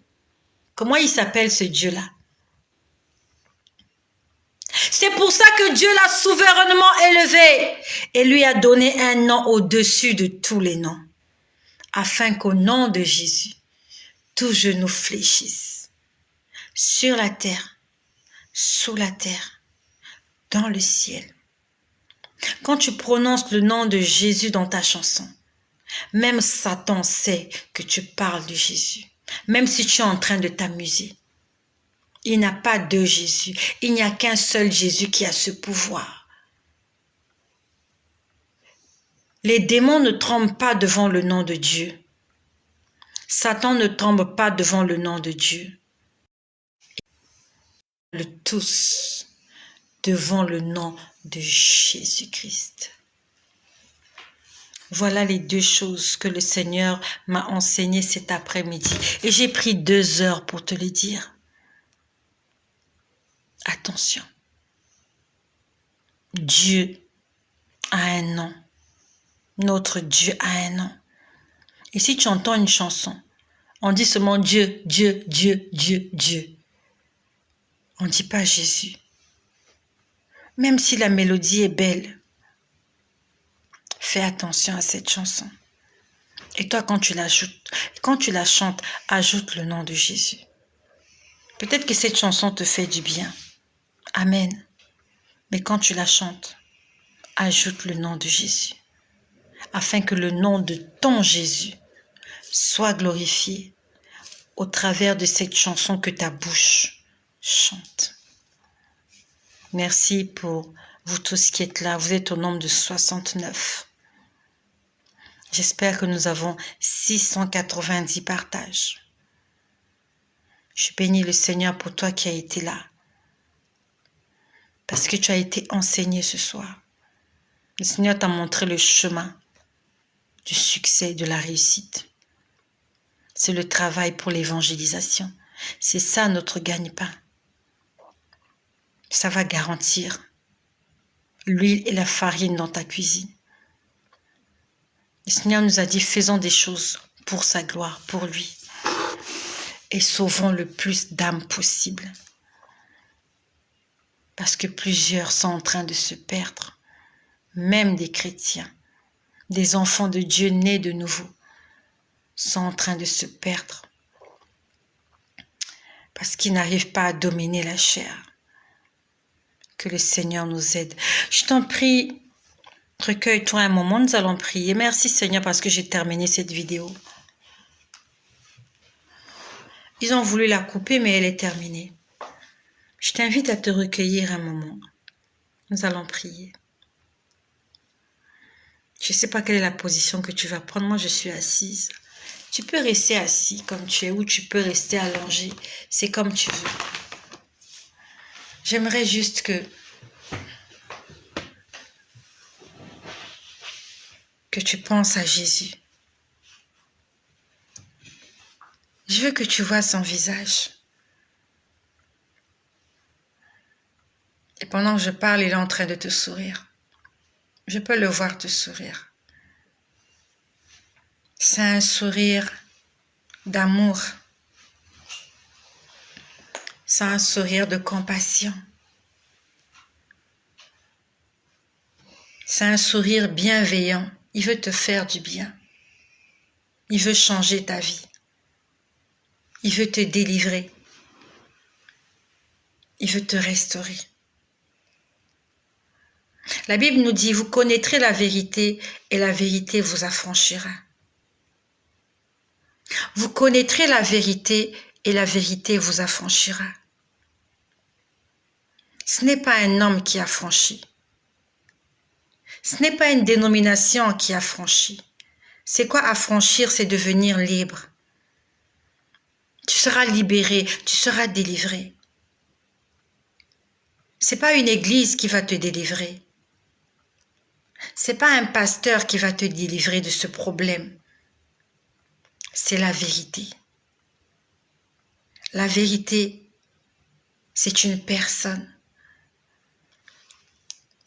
C'est un être cher. La vérité, c'est un homme. La vérité, c'est Jésus. Et Jésus-Christ va te délivrer de ce problème si tu le connais. Le problème avec nous, c'est que nous voulons être délivrés. Nous voulons être libérés. Nous voulons sortir de cette situation, mais nous ne voulons pas connaître Jésus. On veut seulement être délivré. Seigneur, sors-moi de cette situation. Mais tu ne demandes pas à Dieu, je veux te connaître. Je veux apprendre à te connaître. Je veux savoir qui tu es. Quels sont les sentiments de ton cœur? Tu ne cherches pas à connaître Dieu. Tu cherches seulement la délivrance. Tu cherches la bénédiction. Tu n'en as rien à foutre. Il y a beaucoup de chrétiens là. Tu n'en as rien à foutre de Jésus. Tu veux juste ce que Jésus te donne. Si tu veux sortir de cette situation, tu dois d'abord faire la rencontre de Jésus. Tu dois le rencontrer et tu dois apprendre à le connaître. Comment on apprend à connaître quelqu'un? C'est en vivant avec la personne. C'est en côtoyant la personne. C'est en fréquentant la personne que tu peux dire « je connais cette femme-là ». Je connais comment elle s'appelle, je connais son mari, je connais ses enfants, je connais sa maison, je connais ses habitudes, je la connais. Est-ce que tu connais Jésus? Ou tu veux juste être affranchi, libéré, délivré, restauré, régénéré, béni? Mais tu veux pas le connaître. Tu veux pas, tu n'en as rien à foutre de Jésus. Ça s'appelle de l'escroquerie. C'est de l'escroquerie que tu veux faire. Tu veux escroquer Dieu. Tu prends ce qu'il donne, mais lui-même, tu n'en veux pas. C'est de l'escroquerie, n'est-ce pas? Vous connaîtrez la vérité. Et cette vérité-là qui va vous affranchir. Je parlais en français facile. Tu connaîtras Jésus. Et Jésus te rendra libre. Jésus va te délivrer. Il va te sauver. Il va te restaurer. Il va te bénir. Il va te donner ce que ton cœur désire. Si tu le connais. Et si tu cherches à le connaître. Et c'est lui que je te présente ce soir. Je te présente Jésus. Je te demande de le connaître. Et si tu ne le connais pas, demande-lui, dis-lui, Seigneur, je veux te connaître. Je veux connaître. Seigneur, je veux te connaître. Aide-moi à te connaître. Tu sauras ce qu'il aime et ce qu'il n'aime pas. Tu connaîtras sa volonté. Qu'est-ce qu'il attend de toi? Où est-ce qu'il aimerait te voir? Dans quel couloir il veut te voir évoluer? Parce que tu as une intimité avec lui, parce que vous discutez, vous vous connaissez, vous êtes des potes, vous êtes des amis, mieux encore, vous êtes un couple. Il est l'époux, toi tu es l'épouse. Et une épouse connaît son mari. Elle connaît son mari dans les moindres détails. Est-ce que tu aimerais être l'épouse de Jésus ce soir? J'aimerais te dire que c'est la chose la plus merveilleuse qui puisse arriver à quelqu'un. Devenir l'épouse de Jésus. Il se révèle à toi sans se cacher. Tu peux connaître tout ce qu'il veut, tout ce qu'il attend, dans les moindres détails. Tu sais où le trouver. Tu connais son numéro de téléphone parce que c'est ton époux. Quand tu l'appelles, il décroche. Quand il appelle, toi tu décroches. Quand toi tu l'appelles, il décroche. Parce que vous avez quelque chose ensemble que les autres n'ont pas avec lui. Tu es sa femme. Non mais tu es sa femme. Quand les gens ont essayé, n'ont pas pu. Toi, dans la nuit, dans l'intimité, quand tout le monde est endormi, tu peux réveiller ton époux, lui poser le problème. Et comme tu es son épouse, tu es sa femme, il va répondre favorablement. Parce que tu sais comment le prendre, comme une femme sait prendre son mari. Une femme, même quand son mari est fâché, elle sait comment prendre son mari. Elle connaît quelles sont les faiblesses de son mari. Elle attend l'heure idéale. Elle dit à cette heure-là, Voilà ce que je vais faire et je vais gagner son cœur. C'est ça une épouse. Est-ce que tu es l'épouse de Jésus? Est-ce que tu sais gagner son cœur? Est-ce que tu sais attirer ses regards vers toi? C'est ce que nous devons apprendre à faire. Être l'épouse de Jésus. Et l'épouse, c'est celle qui est soumise. Attention. L'épouse sait comment est son mari. Quand le mari est fâché, elle dit « Ah, là, il est fâché, là, je ne pose pas le problème. Je l'attends ce soir, quand il sera endormi. Je vais porter ma nuisette. Et quand je mettrai ma main sur son épaule, il va se retourner. Je vais lui poser le problème. Et pas me résister parce que je suis son épouse. Je ne suis pas sa fille. Je ne suis pas son vigile. Je ne suis pas la nounou des enfants. Je suis son épouse parce que j'ai une alliance avec lui. J'ai une intimité avec lui. C'est ce que tu devrais avoir.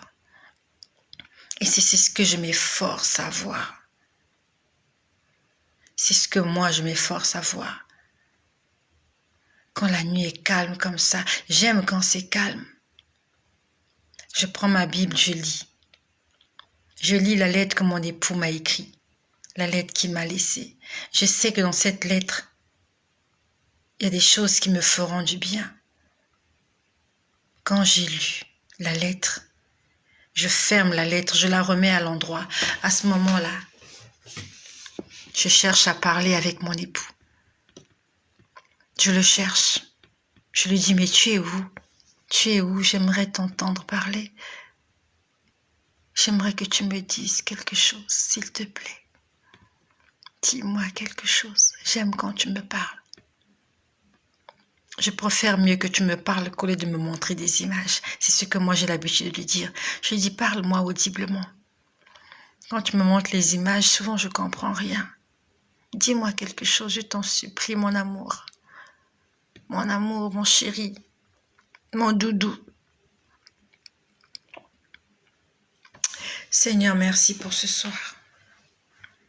Merci pour mon frère qui m'écoute. Merci pour ma sœur qui m'écoute. Merci pour toutes les personnes qui ont partagé pour ta gloire. Merci parce que tu es le même et que tu n'as pas changé.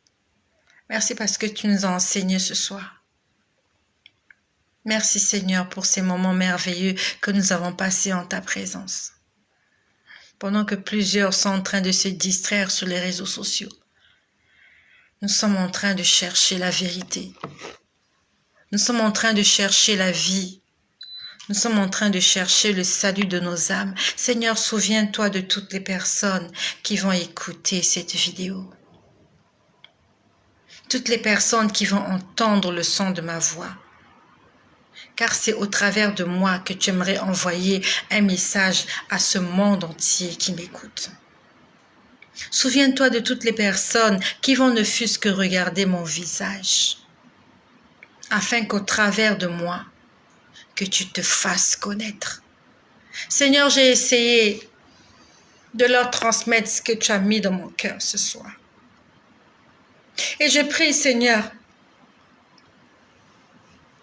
de remplir leur cœur de ce qu'ils sont venus chercher ce soir. Dans ta parole, tu as dit, si quelqu'un a faim, si quelqu'un a soif, qu'il vienne à moi. Ils sont venus ce soir parce qu'ils ont soif de toi. C'est pas mon visage qu'ils sont venus voir. Je ne suis qu'un instrument dans tes mains, je ne suis que poussière. Je ne suis qu'une servante inutile. Mais toi, Jésus, tu es Dieu. Et c'est toi que je présente ce soir à toutes les personnes qui m'écoutent. Même s'il y a encore des incrédules, Seigneur, toi tu es au-dessus de l'incrédulité. Seigneur, je prie que tu te manifestes avec chaque personne comme tu as prévu le faire. Je prie, Seigneur, pour toutes les personnes qui sont là afin qu'elles soient sauvées. Je ne veux perdre aucune d'elles, Seigneur. Toutes les âmes que tu m'as données, je ne veux perdre aucune des personnes que tu m'as données sur cette plateforme. Au nom de Jésus, je ne veux perdre aucune âme, mais que tous ensemble, animés d'un seul esprit, nous puissions nous préparer pour ton retour glorieux, ton retour imminent. Jésus, merci de remplir du Saint-Esprit toutes les personnes qui le désirent maintenant. Remplis du Saint-Esprit toutes les personnes qui le désirent maintenant. Que les personnes qui sont venues pour leur salut apportent leur salut. Et toi qui es venu pour ton salut, je t'invite à faire cette prière. Je veux te connaître.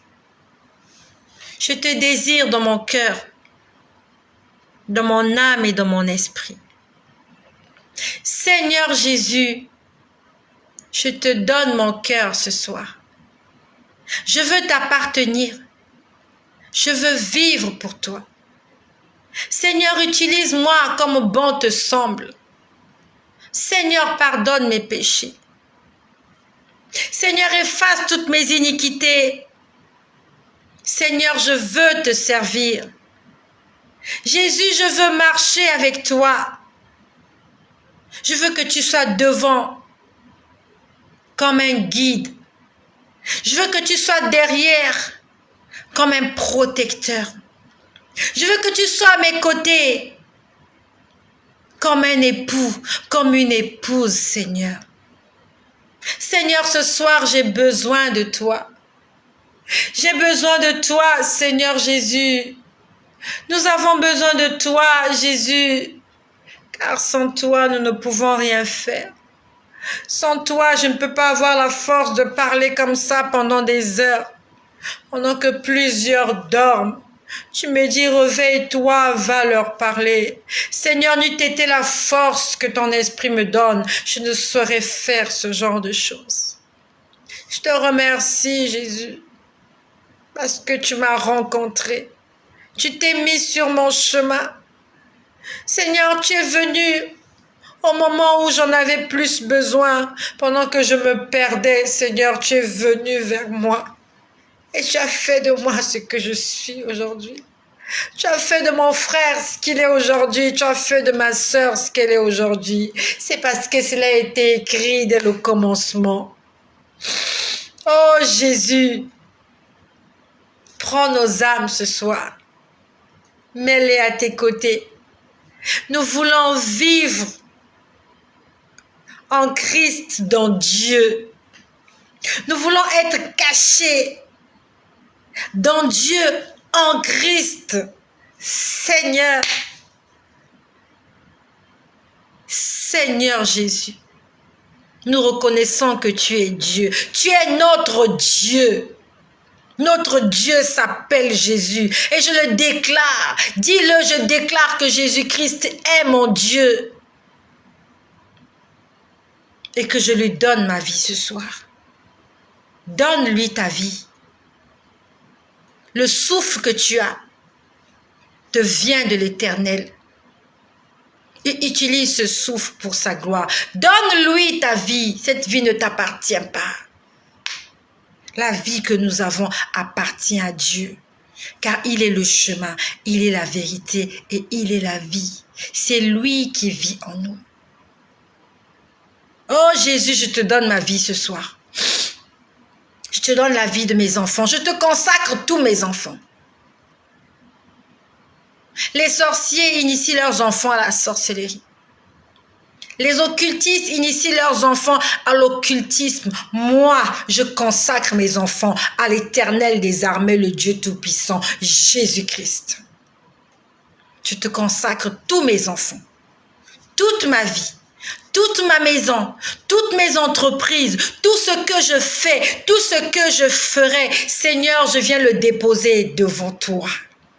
Car il n'y a rien que je puisse faire que je n'ai reçu de toi. C'est toi qui m'as donné des enfants. Tu m'as donné la vie. Tu m'as donné la santé. Tu m'as donné une maison. Tu m'as donné du travail. Tu m'as donné un ministère. Non, mais c'est toi qui m'as donné, Seigneur. Tu m'as tout donné. et tu peux tout reprendre. Ces choses-là ne m'appartiennent pas. Rien ne m'appartient sur cette terre, même moi-même je ne m'appartiens pas. Je t'appartiens, Seigneur. Dis-lui ça, dis-lui, je t'appartiens, Seigneur. J'ai été créé par toi et pour toi. Tu m'as créé pour faire ta volonté, pour être à ton service. C'est pour ça que Dieu t'a créé, afin d'aller pêcher des poissons, afin d'aller fouiller les poubelles. C'est pour ça que Dieu nous a créés, pour sauver les autres qui sont perdus. Ne l'oublie pas. Dieu ne t'a pas appelé pour que tu viennes faire la fête sur terre.